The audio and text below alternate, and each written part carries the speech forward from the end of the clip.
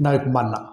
আপনারা যারা নায়ক মান্নার সিনেমা পছন্দ করেন, দেখেছেন বা অনেকে দেখেননি, তাদের জন্য এই ভিডিওটি।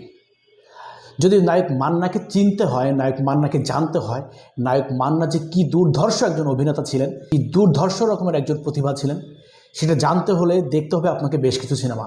এর মধ্যে অন্যতম সিনেমা হচ্ছে আম্মাজান। আম্মাজান সিনেমা মান্নার কেরিয়ারের যতগুলো টপ লেভেলের সিনেমা আছে তার মধ্যে অন্যতম। এই সিনেমাটি নির্মিত হয়েছিল 1999 সালে। পরিচালনা করেছিলেন দ্য গ্রেট কাজী হ্যাঁ। এই সিনেমায় মূল চরিত্রে অভিনয় করেছেন শবনম পারভিন, মান্না, ডিপজল, আমিন খান এবং মৌসুমী।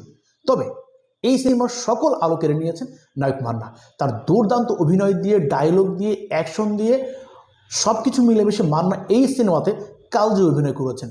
বাংলা ফিল্ম ইন্ডাস্ট্রি যতদিন বেঁচে থাকবে অবশ্যই মান্নার এই সিনেমাকে স্মরণ করতে হবে। আর যখনই আপনি এই সিনেমাকে স্মরণ করবেন তখন মান্নার চরিত্রকে, মান্নার অভিনয়কে আপনি